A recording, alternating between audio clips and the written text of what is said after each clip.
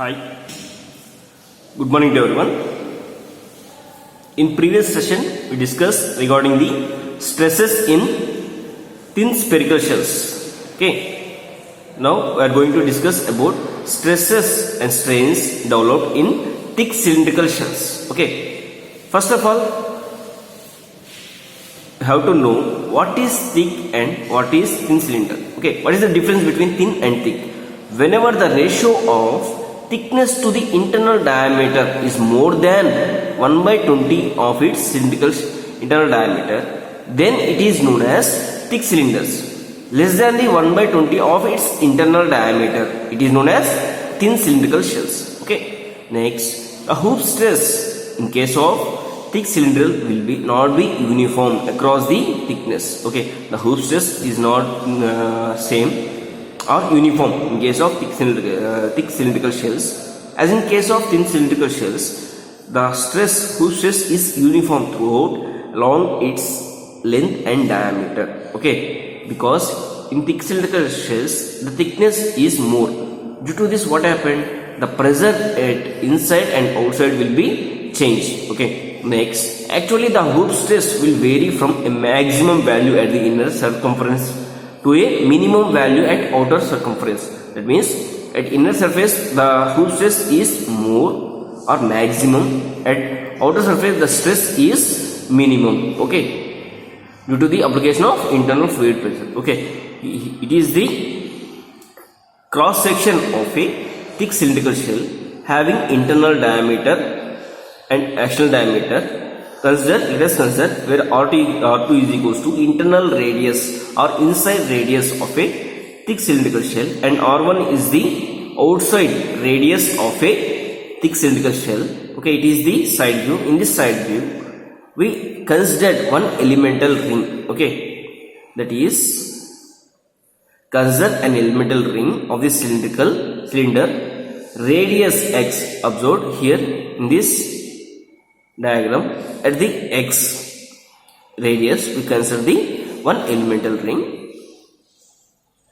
At this radius the thickness of the ring is dx as shown figure. Okay, it is the thickness of the elemental ring. Next, at this internal radius x, the pressure at this radius, that means pressure at x radius, that is the radial the inner pressure surface of the ring, that is radial inner pressure of the ring. Next, px plus dpx, that is radial pressure on outer surface of the ring. Okay, observed in the diagram also we mentioned it is the outer side and inner side.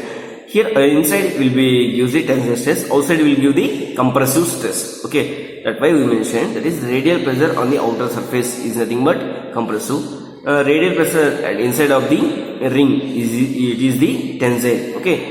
Next, Fx is equals to hoop stress induced in the ring. It means here Fx is the hoop stress in the ring. Next, take a longitudinal section xx and consider the equilibrium of the ring section. That is, it is the section xx having internal fluid pressure, that is px. Okay, due to the internal fluid pressure at x radius the elemental ring will get the pressure, that is px, and outside will get the pressure force, that is px plus dpx. Due to this, whenever the fluid pressure is more, we need to calculate the bursting force. That is, based on this bursting force we have to design the cylinder. So that first we need to calculate the bursting force. That means here the elemental ring is exerted by the fluid pressure at inside and outside. That is, outside is px plus dpx and inside is px. So that force means pressure into area. Here pressure is px and inside area is 2x into L, where 2x is the radius, x is the radius. So the diameter is 2x and throughout the length the pressure is acting. So that the area at inside the elemental ring is 2x into L and pressure is px. So that it is the force, that is pressure into area. It is the inside force, so that we taken as positive. Similar way, outside acting some pressure, that is px plus dpx, it is the pressure. With area will acting, that is we taken as negative symbol, so that where px plus dpx is the pressure into 2 into x plus dx into L. Okay, just here internal diameter is 2x plus dx plus dx, that is 2dx. It is the outer diameter, okay, into L. Okay, like that we can taken. By simplifying this equation, we will get the final value, that is 2L into minus px into dx minus x into dpx. Here one more term we neglected, that is dpx into dx. It is the very less value, so that we neglected. So that the final equation, that is minus 2L, is taken as common. The remaining equation as px into dx plus x into dpx. It is the bursting force. Next, we need to calculate the resisting force. Due to the fluid pressure, it will give the bursting force. Due to this bursting force, the material of the thick cylindrical shell, it gives the some, it will have to offer some resisting, so that the resisting force is equals to hoop stress into area on which acts. Okay, resisting force is equals to hoop stress into area on which acts, where hoop stress in the cylindrical shell is Fx into area, that is 2 into dx into L. It is the resisting force offered by the elemental ring, where dx is the thickness and L is equals to length of the cylinder. Okay, it is the resisting force. By equating the resisting force and hoop stress, we will get the value of resisting force, that is equating the resisting force to the bursting force, so that Fx into 2 into dx into L, it is the resisting force, that equals to minus 2 into px into dx plus x into dpx is the bursting force. By using this equation, Fx equals to minus px into minus x into dpx by dx. Okay, by simplifying this equation, we will get the formula for Fx, where Fx is nothing but hoop stress induced in the ring. Okay, now we calculated the formula for hoop stress induced in the ring, that is minus px into x into dpx into dpx by dx. Okay, it is the equation 3.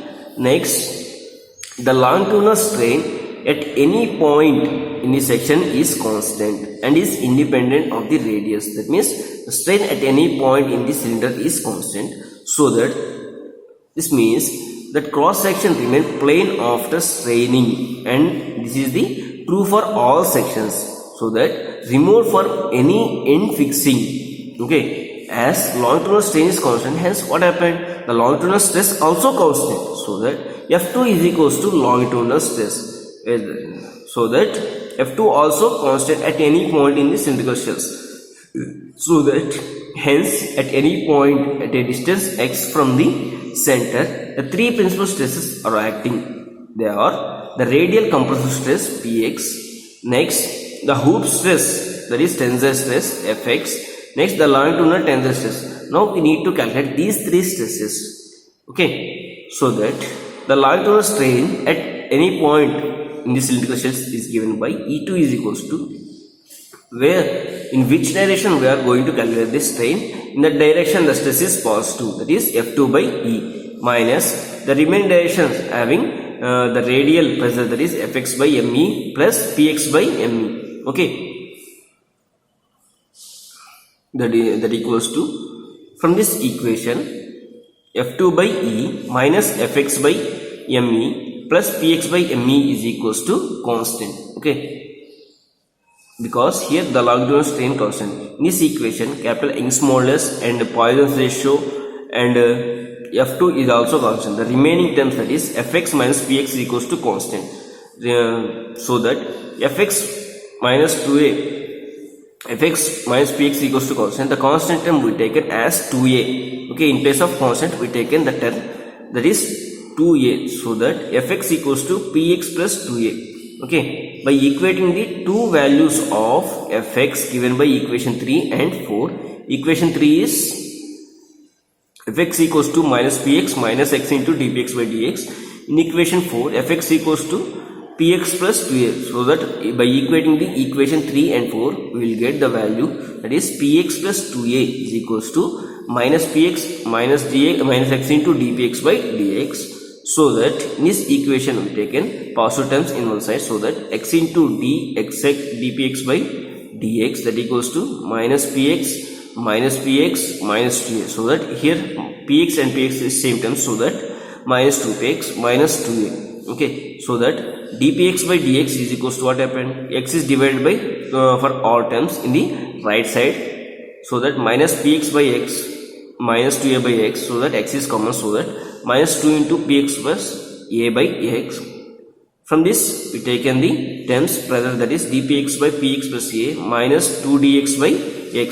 Okay, by integrating the above equation we will get the value of pressure, that is log. By integrating this above equation we will get the equation, that is log base e px plus a is equals to minus 2 into log e x plus log base e constant term b. Okay, where log base e b is a constant of integration, that is constant term.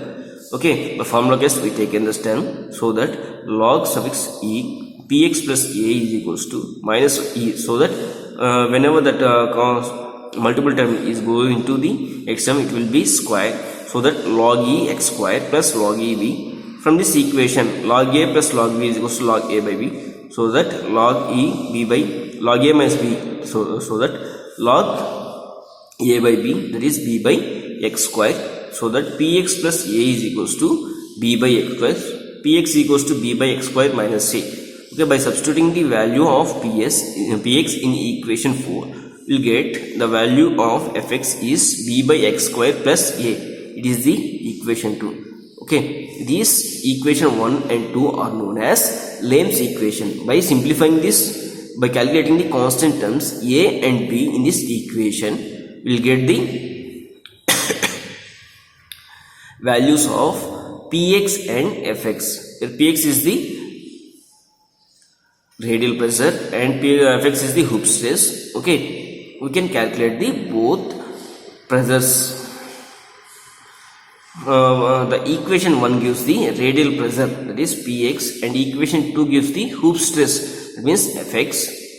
These two equations are known as Lamb's equation. The constants a and b are obtained from the boundary conditions. Okay, we need to consider the boundary conditions. At x equals to r2, that means r2 is nothing but inside diameter, inside radius of the thick cylindrical shell. At inside radius, px is equals to p naught. That means that pressure of the fluid. Okay, at this we can calculate the radial pressure at inside. Similarly, at x equals to r1 is nothing but px equals to 0 at that outer surface. What happened? It is the maximum radius. At the outer surface, the atmospheric pressure, that means we can taken as 0. Okay, after knowing the values of a and b, the hoop stress can be calculated at any radius. Okay.